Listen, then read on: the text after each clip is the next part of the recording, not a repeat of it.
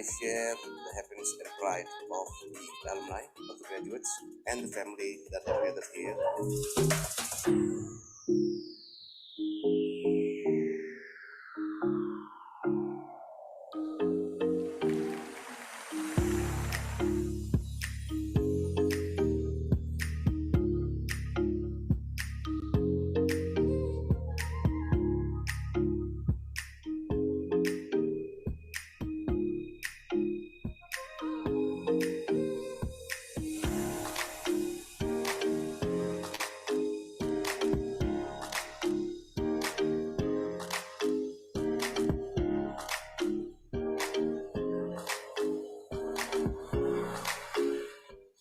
Last but not least, I also want to say thank you to the graduates family. Terima kasih Om Tante, Mbak, Kakak, Adik sudah hadir di sini menemani kami semua memberikan semangat di hari kelulusan kami.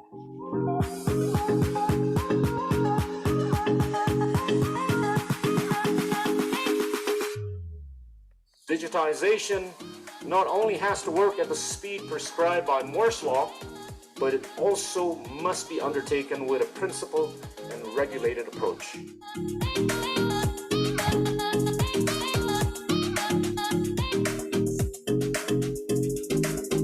Yes, he is. He speak in international stage in Columbia University and Harvard. Kita Wiryawan.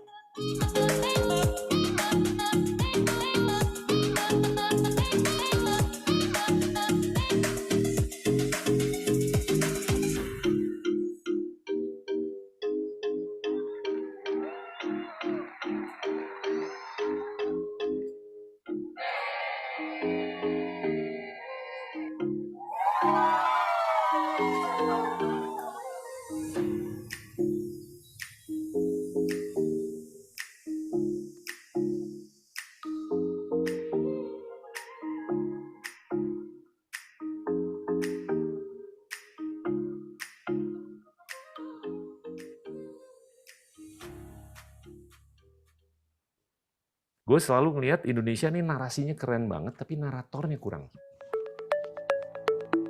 Apa hal-hal yang baku di diri lo? Gue tuh cinta Indonesia. Then we find a meaning of life in Indonesia.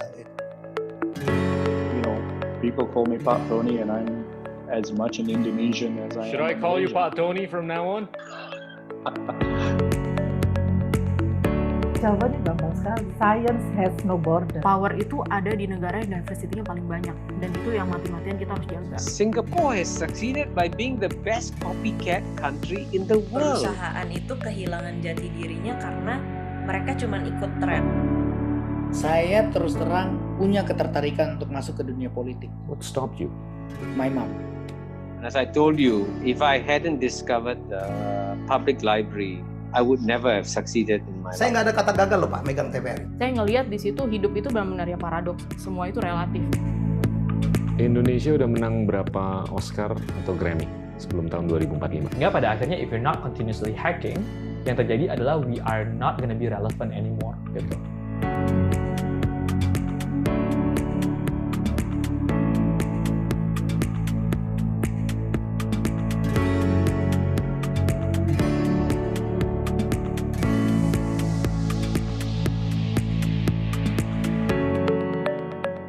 Jadi end game-nya gimana nih?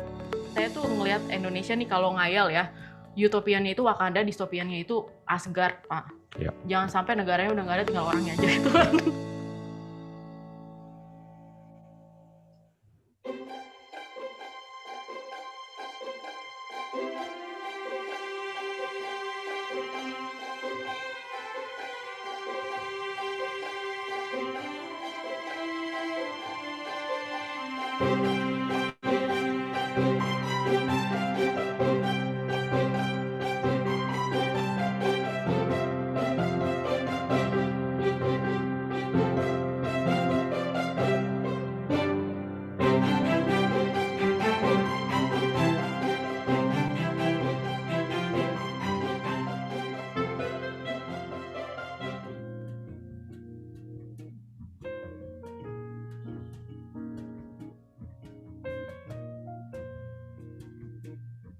Okay, I think we shall begin now.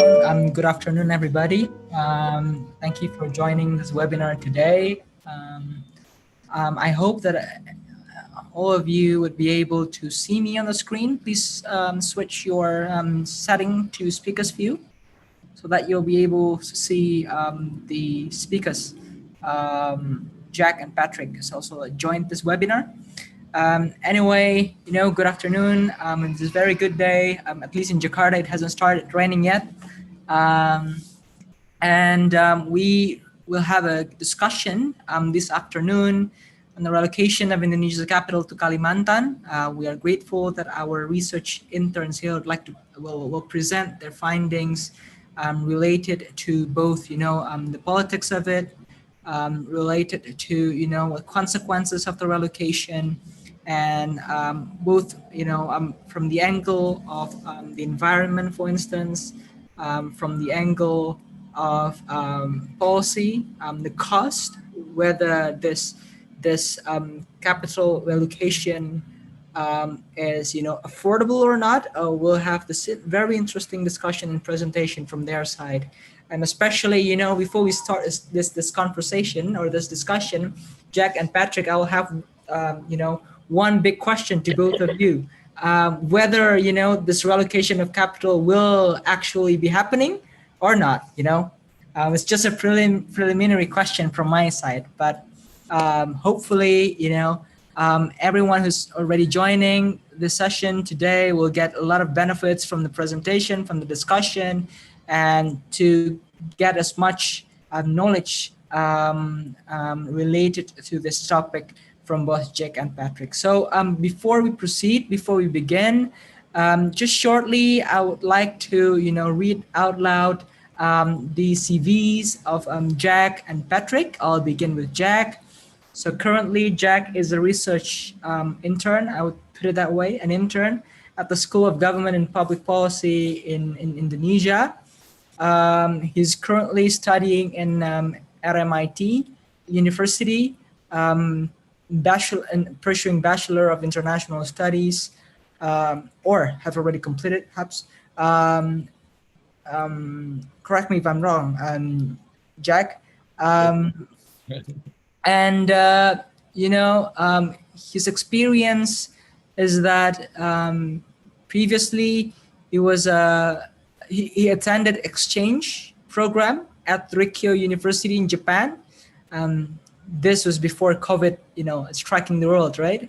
And also exchange program at Malmo University, in which that he studied international migration and ethnic relations.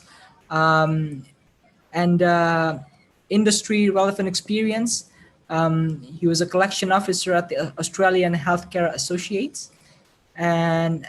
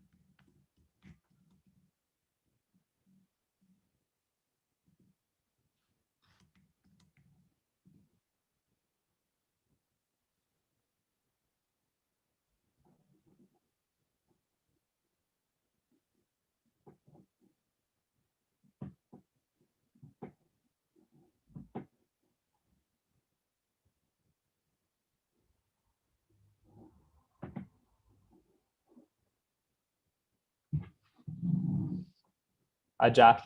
Seeing as we lost Dio, do we want to just get straight into the presentation, I guess? Yeah, look, I think that would probably be the best way to proceed. Would you like to say a little bit about yourself, Patrick? Nah, I'll be right. I'm currently studying a Bachelor of Politics and Laws as a double degree at Monash University. And prior to that, I studied Politics, Philosophy and Economics for 1 year at the Australian National University in Canberra. Outside of that working experience, I've worked at a law firm and I've had some political involvement prior to SGPP as well. So Jack, would you like to start sharing screen? Absolutely. I'll get the slideshow running here. and we shall commence. So effectively, I'm just going to get this. Okay, hopefully that's nice and visible to everyone in a second. It's just loading up. This will be, as you've all come to understand, this will be our presentation and our webinar regarding the relocation of Indonesia's capital to East Kalimantan from its present place in Jakarta, for all of those of you who are joining from outside of Indonesia. I'd really like to begin the discussion, if you will, Patrick, with the environmental repercussions of this relocation.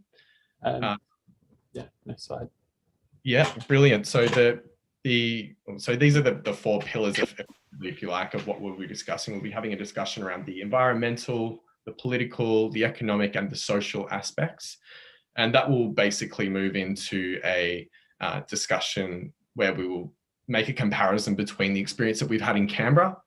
And I think that might bring a lot of lessons for what may be to come.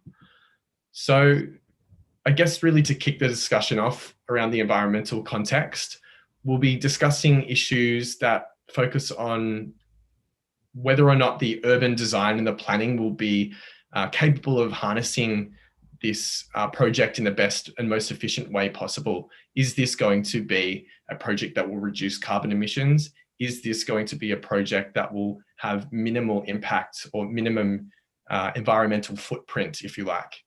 So in this regard, we'll be having a discussion around the peatland fires that tend to rage, deforestation, and again, the efficient urban design.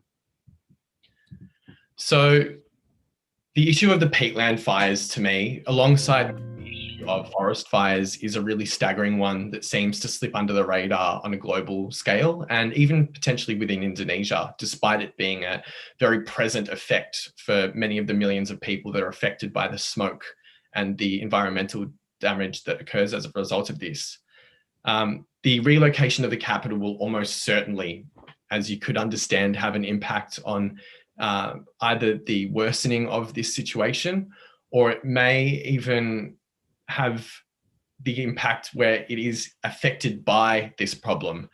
By moving the capital to one of the most heavily affected regions in Indonesia, it really doesn't have any immunity to being brought to a standstill should these fires spread virulently across the island of Borneo and effectively blanket the city in a way that it can't cope and it has to shut down. And that's really something that we've seen happen in Melbourne and Sydney with our great big bushfires over the last year. On the other hand, it may expose the severity of the bushfires or the peatland and rainforest fires to the politicians who are possibly relocated there. By having this issue in their faces rather than it being seen from afar in Jakarta, perhaps it will bring and expose the issue for what it is and bring a sort of a sense of call to action. Just to highlight some of the issues that are surrounding this, the 2015 fires in Indonesia cost the country over $16 billion US, and more than 500,000 people suffered from respiratory illnesses. Further, possibly around 100,000 people, according to Harvard and Columbia University studies, had been affected and experiencing premature death as a result of these toxic fires. So this isn't just an ecological consideration, this is a drastic health consideration that needs to be addressed and needs to be really taken into account if this project is to go ahead.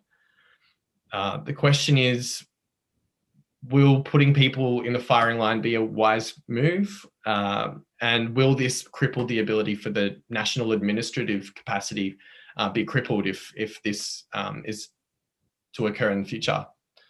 For perspective, Indonesia's global carbon emissions, around 63% of that is a result of the land clearing and land use that's used in removing rainforest and in draining peatland for other agricultural and palm oil purposes. So I think there's a lot to be said about the issue in terms of what happens if we allow this peatland to be drained? You've basically got a lot of organic material that's been accumulating for hundreds, if not thousands of years, acting as a massive carbon sink. And once it's drained, it becomes exposed to the heat, it becomes exposed to the flames, and it no longer acts as a carbon sink, but as a carbon emitter when this ignites. With this massive contribution to global warming, the question is whether or not this is viable. And Patrick, did you have anything to add to that at all? Yeah, so I guess further on the point of the peat ecosystem, once it's depleted and dilapidated, it will be really hard to restore as an ecosystem.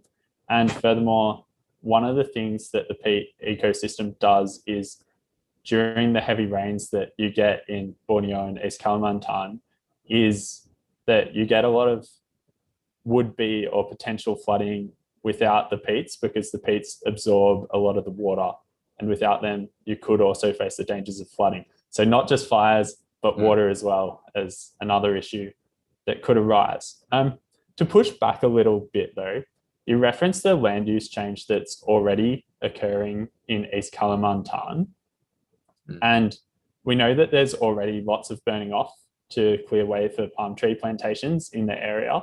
So how, I guess, would you say this is differentiated between a capital city going there or a palm tree plantation that would be an equivalent size or even bigger in terms of its effect on the peats and this ecosystem?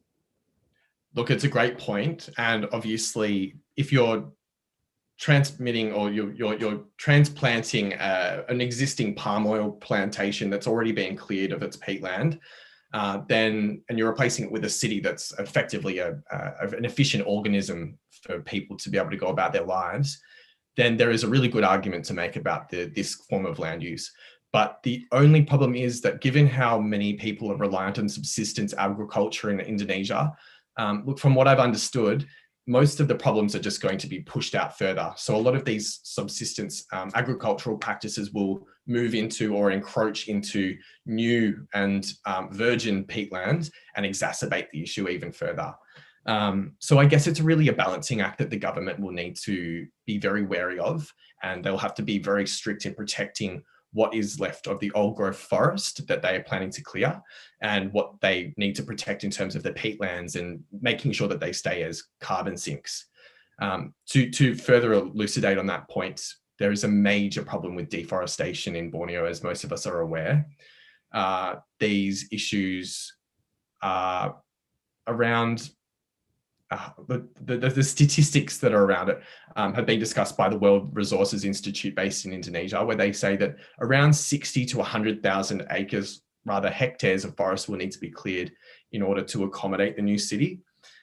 Given how much of Borneo Island's native rainforest and old growth forest has been cleared already, this is a real concern for the biodiversity that exists in Indonesia.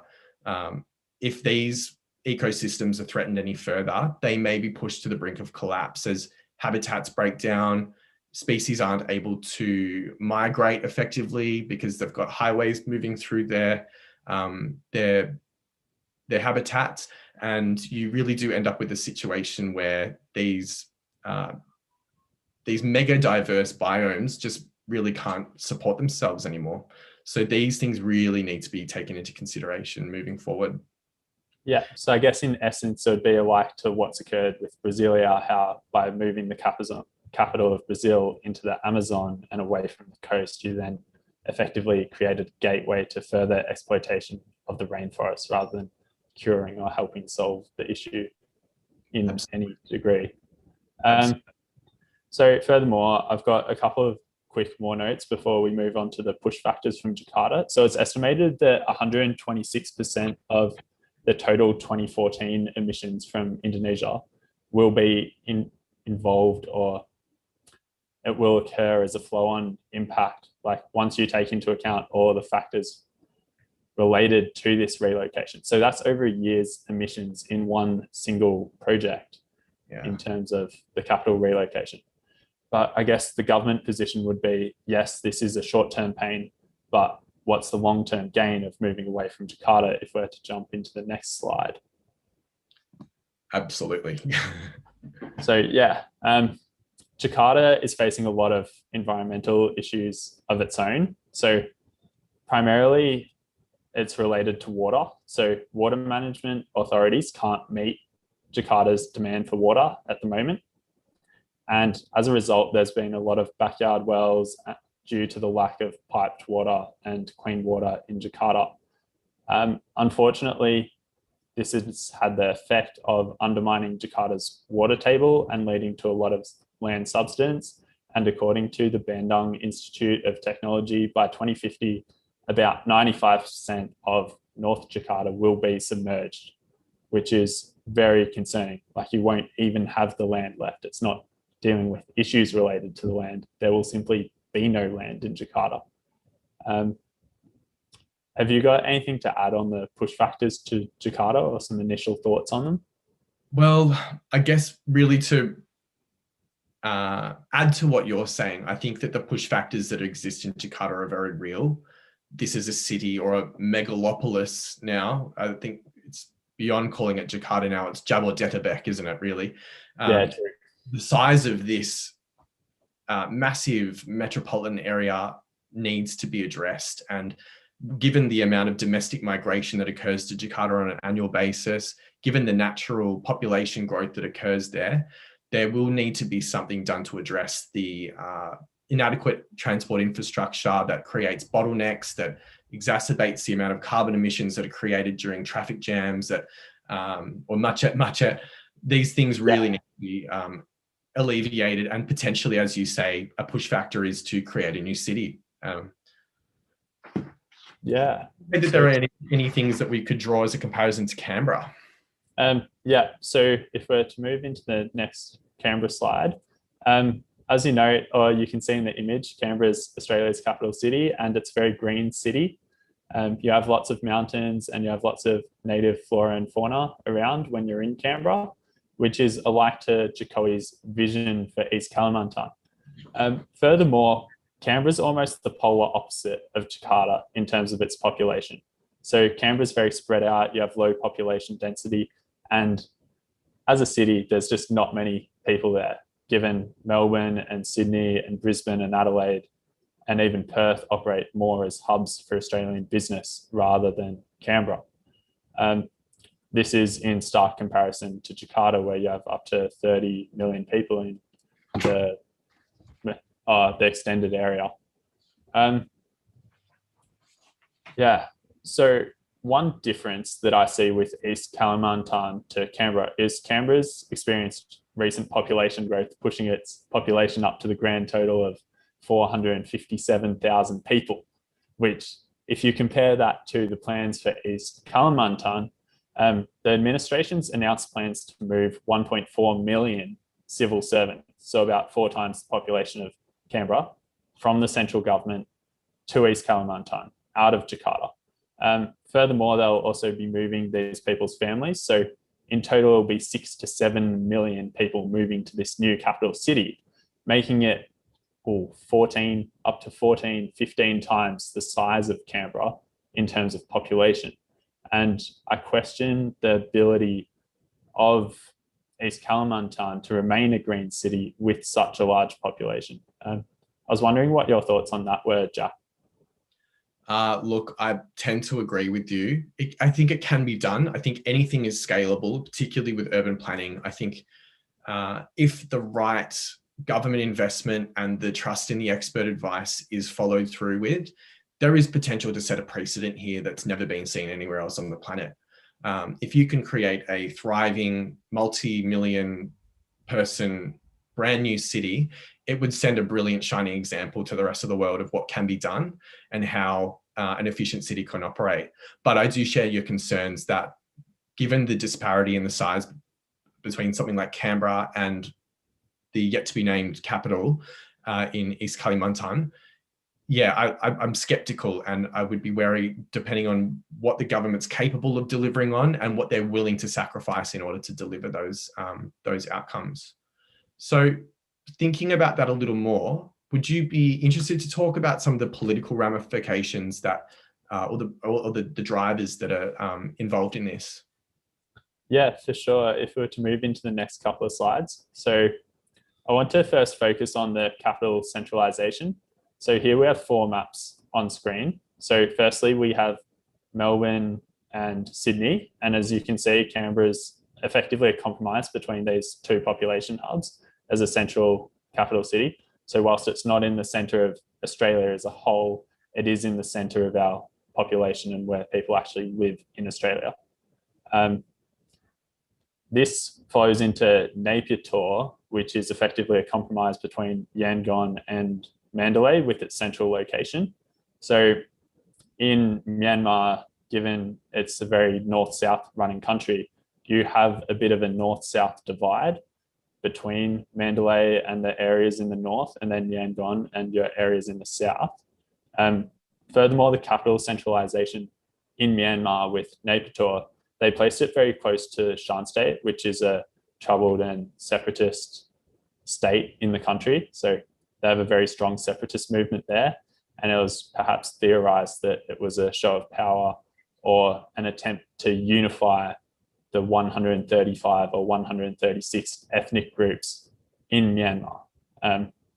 As we know, in Indonesia, there's over 300 ethno-linguistic groups and peoples. And as you can see in our location of East Kalimantan, it is very central in Indonesia. And this is compared to Jakarta, which is located on the northwest corner of Java.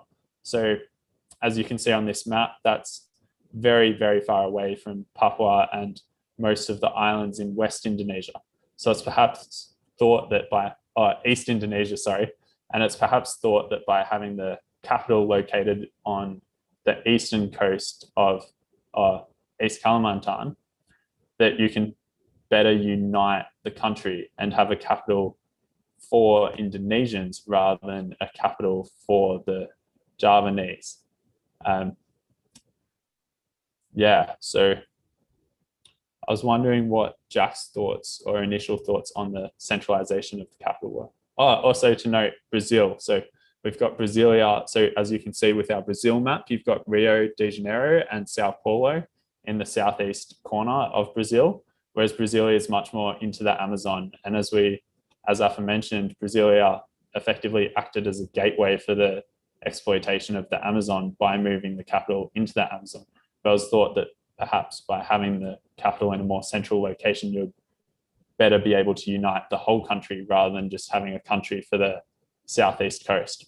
I was wondering what Jack's initial thoughts were on this. Oh, look, I think that what you're saying makes a lot of sense in regards to having a centralized capital, but there's 2 ways that this goes, I think. What you see here is like a very stark difference in the effectiveness of the delivery. When you look at the nature of a city like Brasilia and Napier Tor, and you compare it to something like Canberra, they're vastly different beasts in a way. What you've got is one capital in Canberra that's well established. It's been there for over 100 years, and it's really been, it's had time to develop and become an organic community that's driven with its own lifestyle and identity, as opposed to very politically tactical and maybe ambitious projects in Napier Tor and Brasilia, which have resulted in being sort of white elephant and ghost cities, if you like. We can go further into this as we move through the discussion, but yeah, I'd just be cautious of the delivery of what is otherwise an ambitious and noble objective of trying to unite a country and steer the centralization away from the major primate cities and to the provinces. Did you have anything else to add with the political sector? So I was wanting to talk about the population of the capital city, as we anticipate there'll be a large population difference. We know that East Kalimantan, the population will be nowhere near the population of Jakarta. If we were to move into the next slide. Yes, absolutely. Yeah. So as you can see here, we've got Canberra and Naypyidaw as our planned capital cities on the screen, and both their populations are measured in the hundreds of thousands. And you compare this to Jabodetabek and Bangkok, where you have populations in excess of 15 million and 30 million. The significance of this is related to political stability. So yeah, once you move your capital away from your large population and business hubs, you somewhat reduce the effectiveness and the propensity for protest within your country.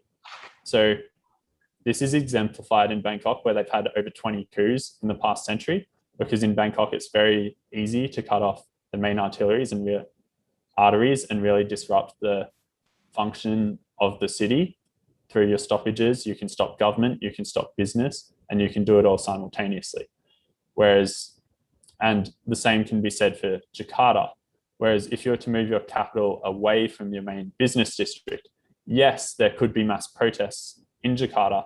However, this would have less of an impact on East Kalimantan, as the government would still be able to effectively operate, even if Jakarta was in a gridlock. So yes, businesses would be impacted, but the government would better be able to continue operating. And we've seen that in Australia. Like, we haven't had any protests on the scale of those in Myanmar, Indonesia, or Thailand. But when we do have protests in Melbourne and Sydney, Canberra remains largely unaffected. And you can see it at the moment in Myanmar. So we all know there's lots of protests going on there at the moment.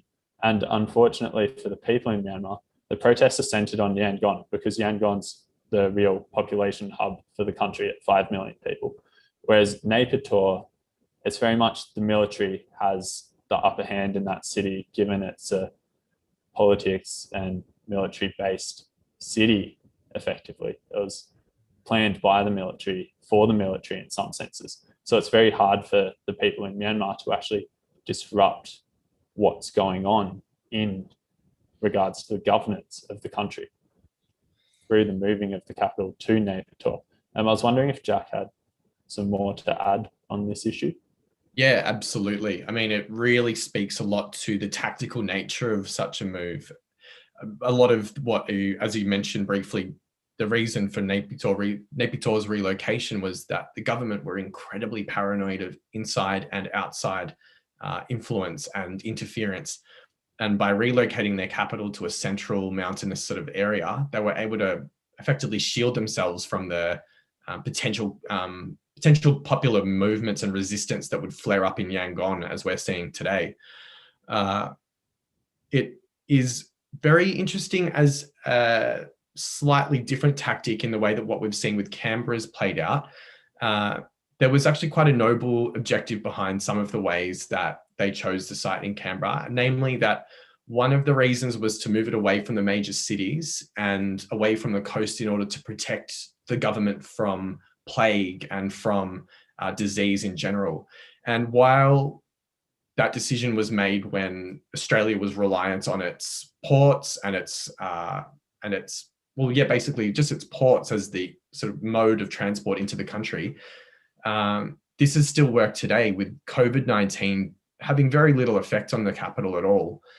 Given the success in closing the borders here in Australia, Canberra's only been through a very short lockdown, and life has basically progressed as normal in the capital, with Parliament being able to proceed as normal, which I find is an interesting possible side effect. I wouldn't say that's the reason for the relocation, but I'd say it's one project, and it's one really positive side effect of having this kind of a move, in that it shields the administrative capacity from being crippled by disease or by unrest. One thing that I would add to that is I find it curious that a government would seek to shield itself from popular movements. I mean, this is particularly in the cases of Australia and Indonesia, where two democratic-based countries, and for the government to seek to remove itself from popular resistance would be a very interesting concept indeed. So, my thoughts on that are convoluted, and I haven't come to an understanding or a clear understanding of whether or not this politically tactical move is a positive or a net negative. But yeah, I'll leave it to you to wrap that up if you like. Yeah, so I guess there's one other thing we still need to mention in regards to capital city relocations. Usually your most populous city is the site of big monuments and significant historical markers in fights for independence. In the case of Indonesia from the Netherlands, you've got your Independence Monument, etc. So that really shows an uprising against a government or a governing power that was effective. And in Naypyidaw, you have Shwedagon Pagoda, which was the site of all their protests against the British.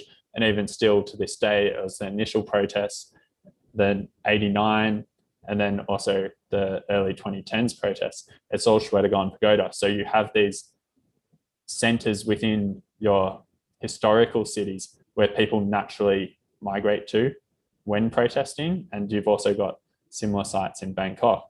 Whereas with a new capital, you take away these historical protest sites from civilians. So for example, in Myanmar at the moment, like they've cut off internet at various points, but in Yangon, they still know where to go to protest because they've got these historical sites. Whereas in a planned capital city, you could effectively build it in such a way that you don't have such clear protest sites for when there is discontent for the population that lives there.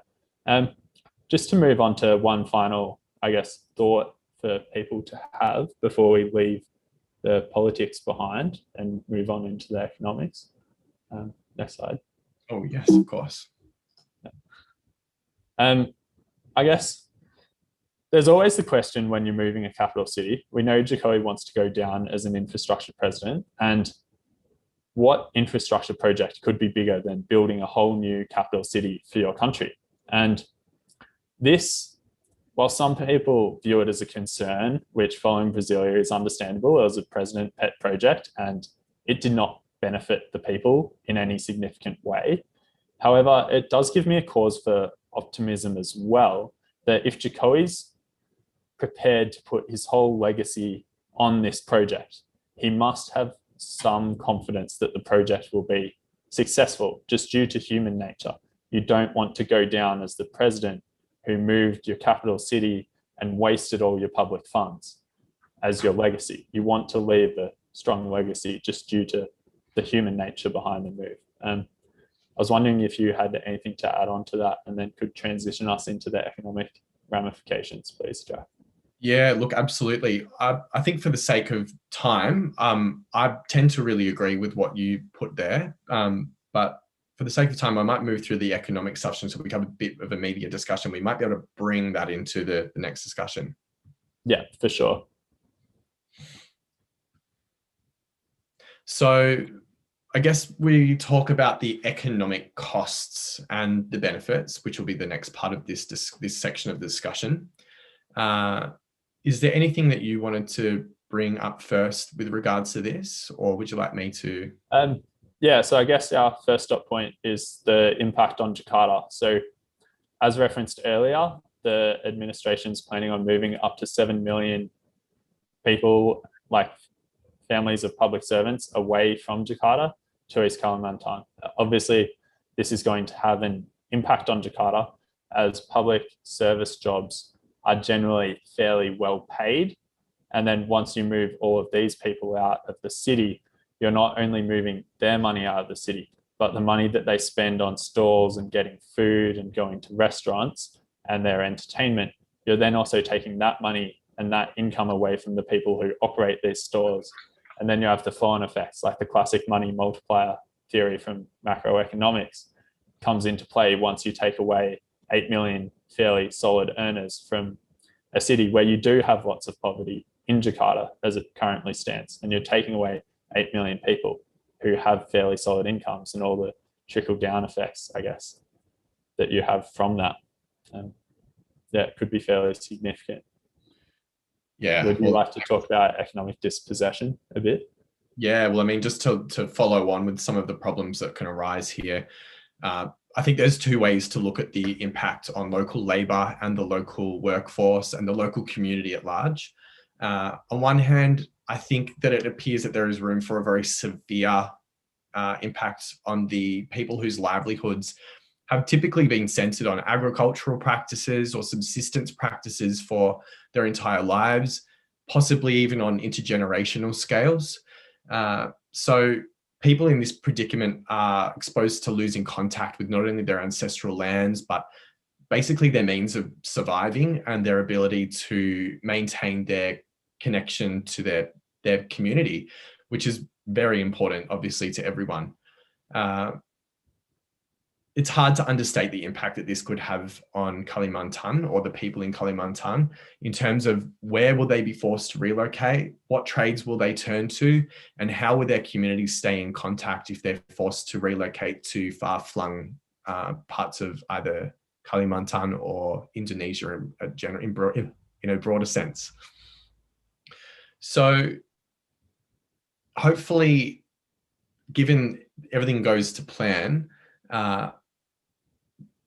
which I find problematic, at least for any of these people, but the government really does need to spend considerable resources and considerable time consulting with and going through the proper democratic processes that are involved with this kind of a dispossessing project. These sorts of ambitious goals can often crush a lot of people on the ground level.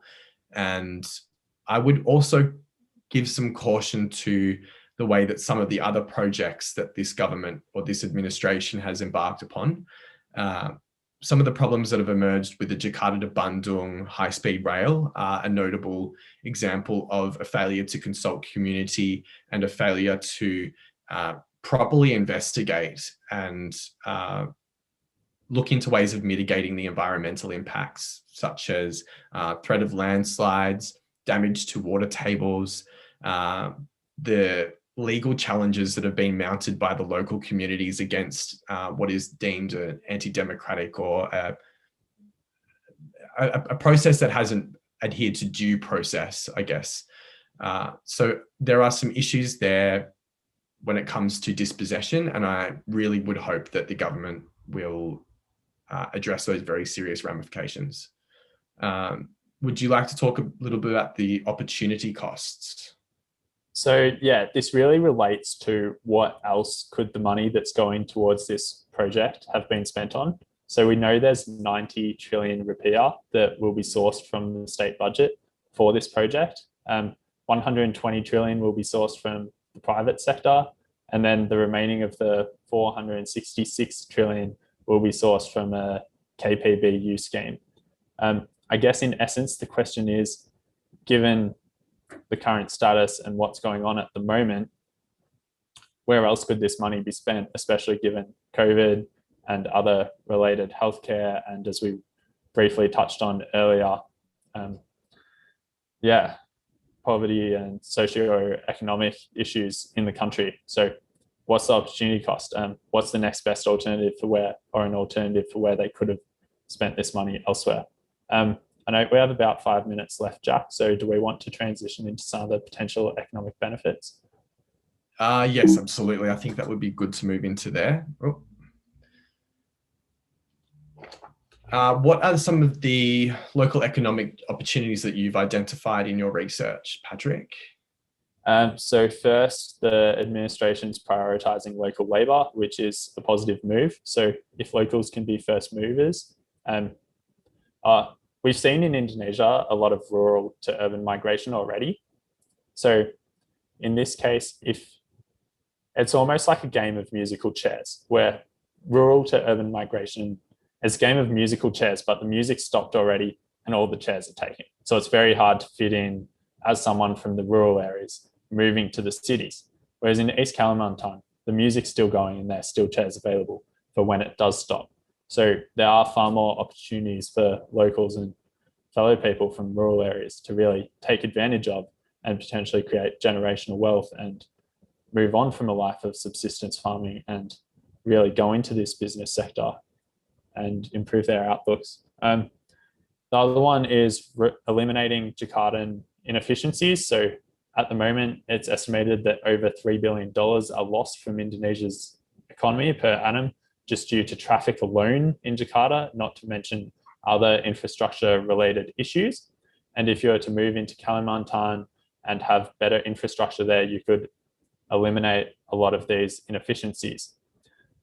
Finally, it will better allow for the exploitation of natural resources, which we do know is definitely an environmental issue and could be a long-term economic issue as well if it accelerates climate change. However, in the short term, there's 1,735 inactive open pit mines in East Kalimantan.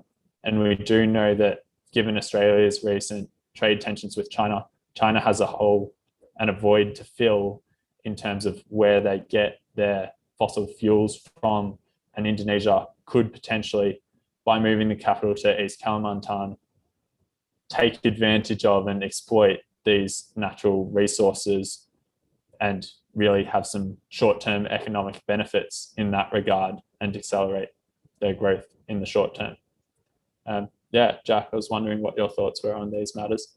Well, yeah, I think just to put a brief little bow on this section, I think there was a really good comment here just raised by one of the attendees, and that was the discussion of how these efficiencies will be shot by having people flying jets to the capital from Jakarta and back and forth. Look, I think that's a really good point. I think this is something that really can't be overlooked. And given that Indonesia is an archipelago, there's not really the capacity to build efficient rail systems or quick ferries that can sort of do things in the way that Europe has managed to do it. So I think that's a really good point of the ways in which the inefficiencies will, I think, show in some ways, but I think they're unavoidable on other levels. So yeah, I'll take that as a comment, but it was a really good one. Thank you. I think to move on to the social ramifications would be a good way to wind things up, given that we're running out of time. Yeah, for sure. I just really wanted to make some comments on how a city really should be organically driven. And it really does need the urban planning regimes and the expert knowledge that comes with those urban planning regimes in place in order to create something that's successful. Cities need to be desirable places to live. They need to have entrenched communities. They need to be immune to the comings and goings of the public sector or diplomats. They need to be resilient to those sort of dynamisms that exist as if you just had a capital. Canberra's done a really good thing by anchoring a lot of its economy on the education sector and around its public service, but thankfully a lot of its public service tend to be there for a long time. It's not just a coming going, because they actually like to stay there a lot of the time. The quality of the education for their children's good. There's a sense of culture.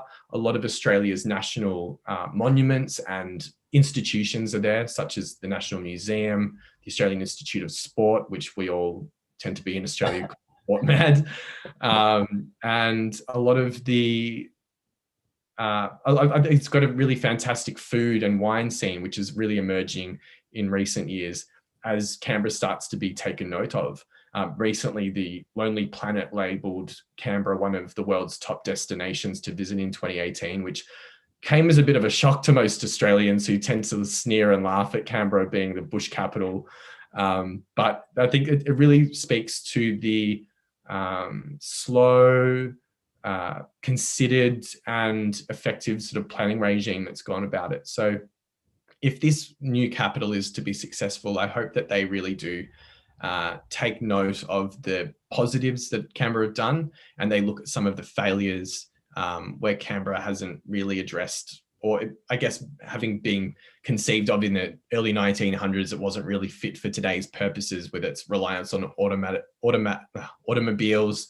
It didn't really have much public transport infrastructure, which tends to have social impacts on people as they age, or people who are quite young and can't yet drive, or people that simply can't afford to spend a lot of money on either buying a vehicle or maintaining the vehicle. So these are all considerations that I know will be very pertinent to Indonesia, and having that social equity in mind will be really important, I think, in determining that. Yeah. You want to talk about some of the historical factors?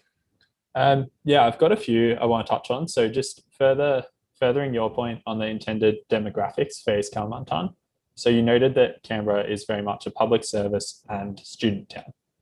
And we note from Jokowi's speeches that he's referenced he wants a national university or Indonesia's #1 higher learning institution in the future to be based out of East Kalimantan, a lot alike ANU in Australia. And then furthermore, he's talked a lot about it being an innovation hub and a centre for knowledge. So alike Canberra, it does seem that there is the goal of having it as a public service and student town, which is very parallel. Yeah, there are a lot of parallels there with Canberra. Organic growth, I think you noted how Canberra has grown organically, and it's not been a one-hit 7 million people in Canberra in 5 years. It's really been over time. Canberra's evolved from a small little town to a politicians only town to only now you're getting some businesses actually setting up in Canberra. Finally, to touch on some of the historical factors, I found it was really interesting, and it was noted in the International Review of Humanities Studies in 2020, that the 12th pupa in the Kakawin Nagara Kertagama, apologies about the pronunciation, but illustrated 3 aspects of a capital city, and seen that it's thought that this 12th pupa might be perhaps an inspiration for Jokowi behind the capital move, as the 3 aspects illustrated in this poem were a capital city as the centre for civilization, which Jokowi has really emphasised. He's found a central location, and he's emphasised it being the centre for learning and knowledge and innovation as well in Indonesia. Secondly, it emphasised the spatial management of a capital city, which Jokowi's consistently been referring to East Kalimantan as a green city and his plans for it to be a green city, and really manage the space of East Kalimantan better than they have Jakarta. And then finally, the resource management of a capital city was the 3rd aspect referred to. And again, that greatly parallels with Jokowi's plan for East Kalimantan as a green city, and to manage the city in a manner that's sustainable, dissimilar or not the same, differentiating it from Jakarta in a sense. So I guess that's some of the potential historical factors that I found really interesting was, this poem that was referenced in this journal. And it was seen as potentially a motivation for Jokowi. I thought that was a really interesting research, or a bit of research that was done into that. Absolutely. Yeah, that's about all from me though. Would you have any concluding remarks of your own, Jack, before we get into questions? Look, just to leave you with a quote from the Vice Chancellor of my university. My university is quite reputed for its urban planning and design school. And I thought this was a nice little quote that he said about Canberra. Like trees over time turn into forests, cities too need time to grow into their own lush and vibrant ecosystems. And I think consequently, Canberra's success is a result of this sort of philosophy and this approach. So in having a concluding remark about this, I really hope that the government listens to expert advice. I hope that they have the environmental and social equity and justice considerations in mind when they are planning this out. And then I hope that it's not beholden too much to the patron-client relationships that are quite common throughout Indonesian political and economic life. And I hope that this is something that's built by the people and for the people in a truly democratic sense. So yeah, I think I'll leave it there. And I don't know if you've got a closing remark, but I'd like to open it up to the Q&A from me. So thank you. Yeah, I guess just my closing remark, I meant to touch on it just before when I was talking about the historical reasoning. So there's the Javanese philosophy, Ajining Raga Saka Busana, which means that either good or bad things are observable from appearance. And that can really be seen with the plan for East Kalimantan to be this beautiful city and imagery of Indonesia's progress in comparison to Jakarta, which at the moment is ranked outside the top 140. It's ranked 142nd out of 231 cities in the World Livability Report. Whereas if East Kalimantan goes to plan, it sounds as though it'll be number one if you're to believe the government as to the future prospects of East Kalimantan. So yeah, let's get into questions now. Absolutely. So I might hand it back to our moderator. Thank you. I'm sorry about the technical issues that we've been experiencing.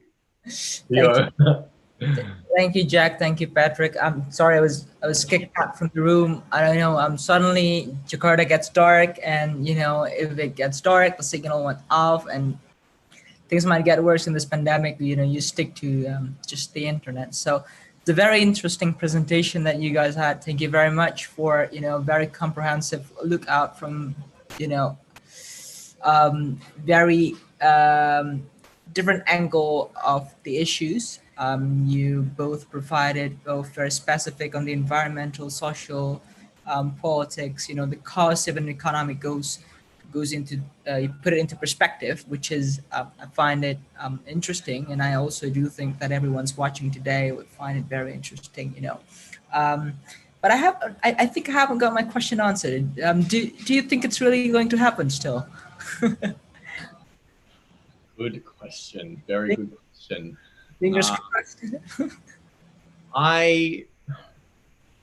I think it will happen. I think based on Jokowi's willingness and drive to be the infrastructure president will lead him to really push for this. My only concern as a result of that is, will it go through the proper channels, and will it go through the proper processes to be the success that it can be? Mm-hmm. So I hope that this is a well-conceived idea. I think it can happen, but what it will look like will be the real question for me. Okay. All right. Yeah. Go on, Patrick. Yeah, so I guess we do know that it has been put on hold at the moment due to COVID. However, most of the causative factors and the reasons behind the move still exist, such as all the push factors from Jakarta. So I do think that ultimately it will go ahead. However, the timeline will definitely have to be moved back a few years. I think it's I share the same perspective, and floods going on again today in Jakarta. Everyone's perhaps watching this also thinking like, I want to get rid of Jakarta as soon as we can, go into our new capital in Kalimantan. That's at least what I thought and what I'm feeling. Yeah.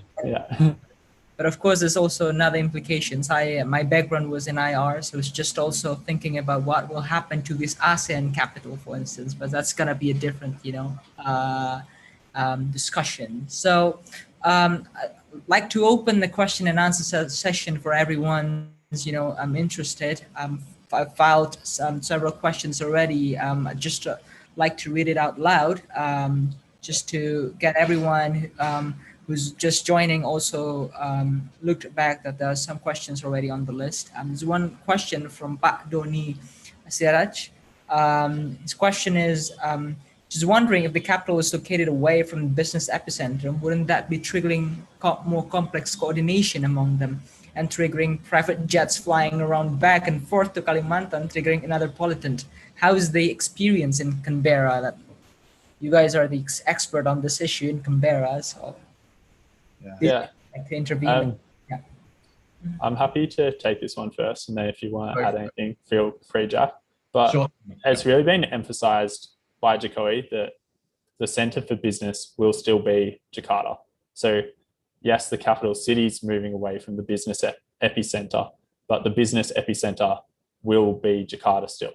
And in Australia, yes, our capital city is Canberra, but our business epicenters are the other major state capitals that have bigger populations and far more private industry there. So our business epicenters are really Melbourne and Sydney.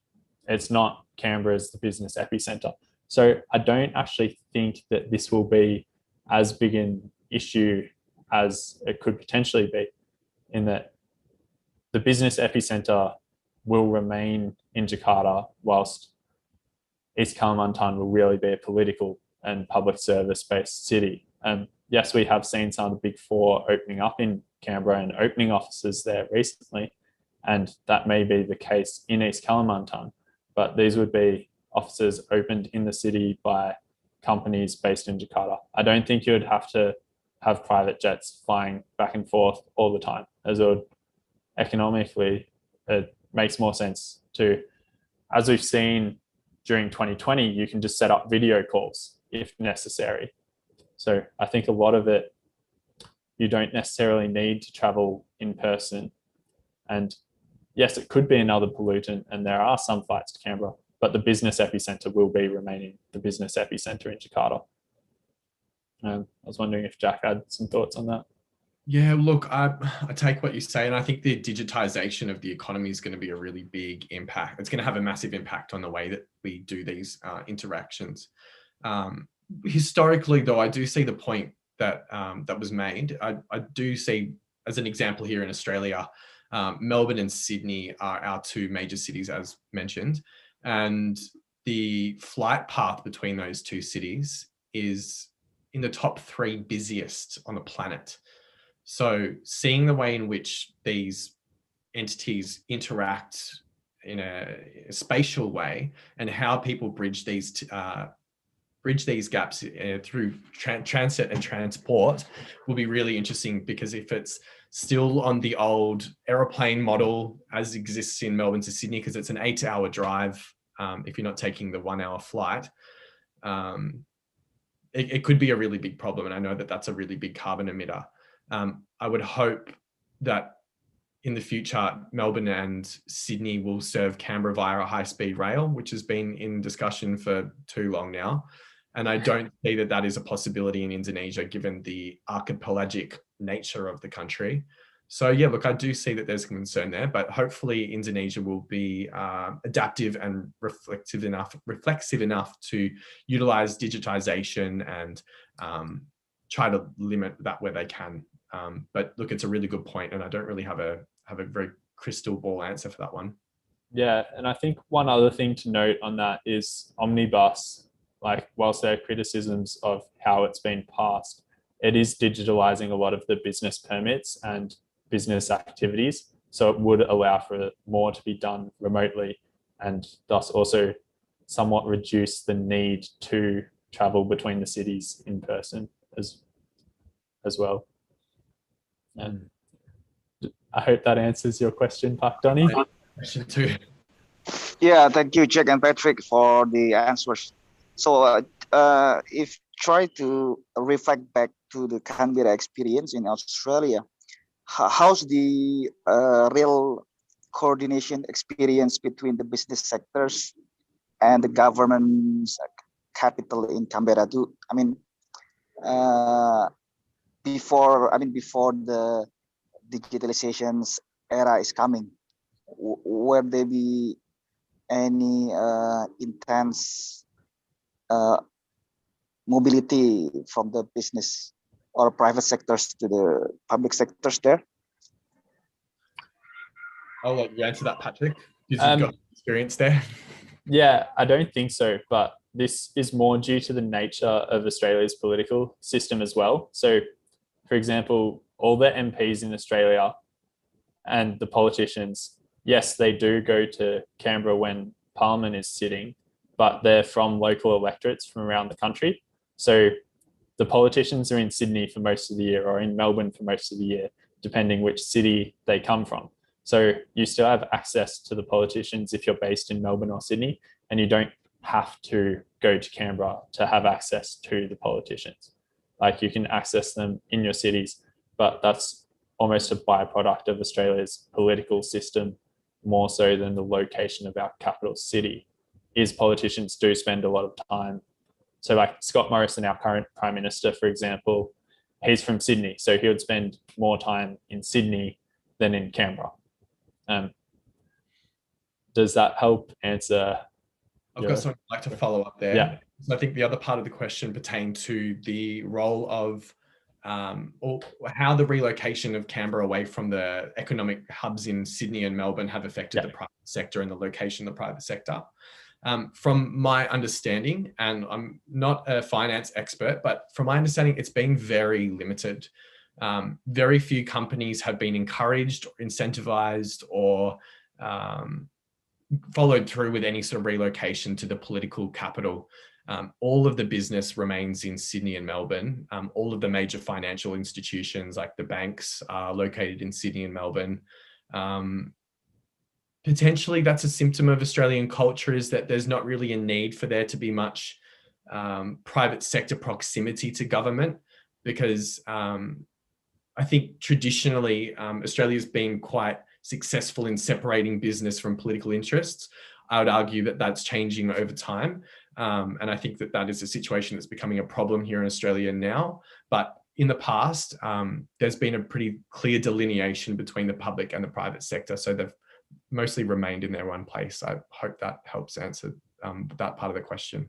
Yeah, and I think also further on that is there's less emphasis on personal relationships in business in Australia. Like from our understanding in Indonesia, a lot of business is based on not just the business and the contract and here we go, let's just do this and get it done.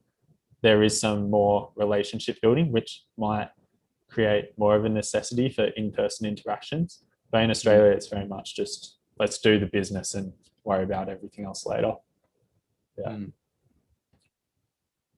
All right, thanks, Jack and Patrick. Moving on to the second question that's already on the chat from Pa Ahmad Zaki. Pa Ahmad Zaki, would you like to deliver your questions? You're free to do so, or if not, perhaps then I'll just read it out loud. How can Indonesia take advantage of its, demographic bonus? In Indonesia, we have a lot of youth, and at the center of the productivity age that correlates with relocating the capital. How do you think the impact of relocating capital would actually, boost up the benefits to this young people productive at the productive age in Indonesia? Do you have perhaps you'd like to comment on that, Jack and Patrick? Absolutely. I don't know if you would like to go first, Pat. I think you can go first this time, Jack.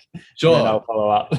No worries. Well, I think the prime example that Canberra's been able to do in capitalizing on its youth is creating really world-class educational facilities based in Canberra.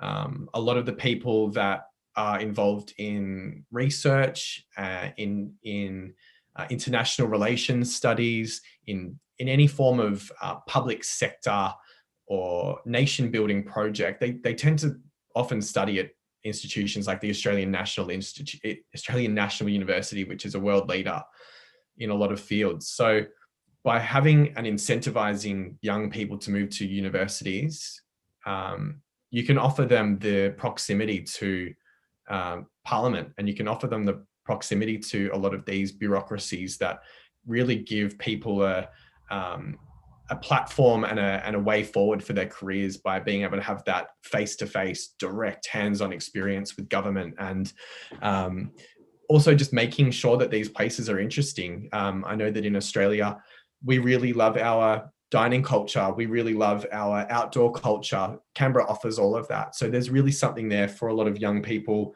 And this is, to be fair, like a result of a lot of meticulous planning and often just time for it to become the desirable place that young people want it to be. So I hope that's a good part of an answer for you in how you can harness that demographic bonus. Yeah, I think just to add on, noting from Jeffrey Winter's appearance on Endgame a couple of weeks ago with Gita, it was referenced how Jeffrey's really trying to get a lot of young and talented and smart Indonesians together in singular institutions so that they can work together and collaborate and motivate each other and really synergize together to produce best practice outcomes for Indonesia moving into the future in regards to politics. And I know his emphasis was on future lecturers, but you can do that for future politicians as well if you get all the best young minds in the country together, like how Australia's done with ANU. Like you've produced future prime ministers such as Kevin Rudd, and as well as in amongst a lot of other government officials and prominent public servants. But yeah, and I think just from my own personal experience, I remember choosing to study at ANU, and one of the real pull factors for ANU for me as someone who was interested in politics was its proximity to the Australian government. And a lot of other students are the same, where they choose ANU due to its proximity to government. And in my first year at uni, I got to meet former prime ministers, sitting ministers, numerous MPs, just through uni clubs, which would not have been possible if I had stayed in Melbourne, or would have been much harder. And I think by moving the capital to East Kalimantan, if, as Jokowi says he intends to, they manage to set up a world-class university in East Kalimantan, you'll attract students there who want to get to know the president and want to get to know the ministers and the people in government and learn from them, and really accelerate their own education by learning what's done in practice, not just what's done in theory at a university in a city away from the capital. And yeah, you're also really emphasizing this area of your population. So it's not like Jakarta. So the obvious follow-up would be, why can't you do it with capital in Jakarta and students in Jakarta? Well, in Jakarta, you have a lot of other people that it gets cluttered, it gets in the way, it gets a lot messier and harder to do, as would be the case if Australia's capital was in Melbourne, just through the sheer population. And you have so many other demographics going on, not just this student, public service, government sort of demographic that exists in Canberra. It's almost like a sort of a razor sharp focus when you go to Canberra, isn't it? Everyone's got an agenda, everyone's got their student or their studies, or they've got their public service in mind. It's quite an interesting ecosystem. Yeah, 100%. That's what I was trying to get at, is the focus that Canberra brings about. And if that could be brought to East Kalimantan, it would be a massive positive. It's a great point. Thanks, Jack, Patrick. Just thinking about, capitalizing this youth to moving Kalimantan and their multidisciplinary perspective, especially those who are currently, in the last years of their study or master student, just thinking perhaps SGPP could be a pioneer in this, right? Particularly the Governance Institute. Exactly, creating up something new that is boosting up the process of and make sure that this is really happening with in mind that 3 years from now, the national election, presidential election will take place, and we don't know what will happen afterwards. Anyway, we are currently still in the session of question and answers, so I'm looking for another questions. Does anyone like to raise a question to Jack and Patrick?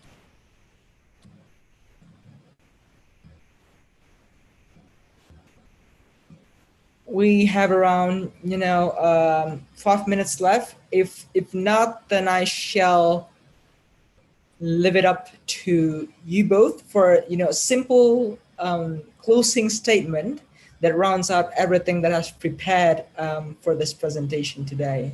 Please, Jack and Patrick. Sure thing. Would you like me to start, Patrick? Yeah, for sure. It'll only be a short remark. Look, I just wanted to say thank you so much for everyone for coming to attend and listen to us. This has been a fantastic opportunity, and it's a really, really beautiful thing to be able to engage with people across the world during such a bizarre time.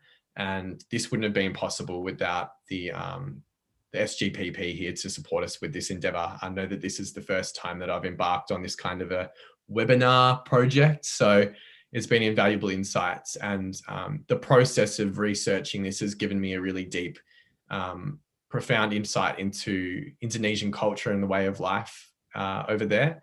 I've spent some time in Jakarta, and I do endeavor to come back one day and to study and to understand the language to a greater extent as well. To really summarize just what we've discussed here, I think there's a lot of promise. I think that Indonesia, given its demographic bonus, given its upward trajectory as a country and a regional power, is a really promising thing. And I just really hope that the government trusts in its bureaucrats, it trusts in its experts, and it trusts in its people to be able to deliver this ambitious but potentially groundbreaking opportunity. And look, I think it's possible. I just hope that it all goes to plan. That's about all I've got to say. So thank you very much. Yeah, thank you, Jack. And I'd also like to just thank everybody for coming out and listening today. And I really hope that you learned something, or we provoked some thoughts or future research on your own part, because obviously this is a very complex issue and you can't cover everything and every effect in an hour and 15 minutes. So yeah, really just hope that we've provoked some thoughts and that you've enjoyed our discussion. Thank you very much to SGPP for providing us with the resources and the opportunity to hold this webinar. And thank you, Jack, for being a great co-intern and for helping with all the preparation for this and all the practice and dry runs. Thank you Pass both. it back to Dio. Yeah, thank you both for a really nice, short, comprehensive presentation today. I'd like to, as a moderator, also thank everyone who's joining. You guys are awesome. Although we can't really see you participate in a real seminar, but this is the best we can do at the moment in this time of COVID. As a part of my closing statement, at least, SGPP would like to, present a workshop. Perhaps Ms. Donnie can open up here as you can see on the screen. So there will be a workshop on simulating the Security Council session on maintenance of international peace and security, implications of COVID-19. This will take place on Saturday, 6 March 2021, which is I think 2 weeks from now, next week, I believe. So for those interested in joining this webinar, there's a small investment fee, which is 250,000 per person. But I'm sure that this will bring new insights, new paradigm on how we could understand how the UN system work, in particular the Security Council. So for those interested, please open up event.sgpp.ac.id, and the closing of this session, this registration, would be on the 4th of March 2021. So I think that'll be it from my side. Thank you again, Jack. Thank you again, Patrick. Thank you everyone joining up this afternoon. Have a good day, stay healthy, and stay awesome. Thanks so much. Really appreciate it. Thank you so much, Dio. Take care. Thank you. Thank you, Nas Jimmy, as well. Appreciate it. Take care. Yeah. Take care.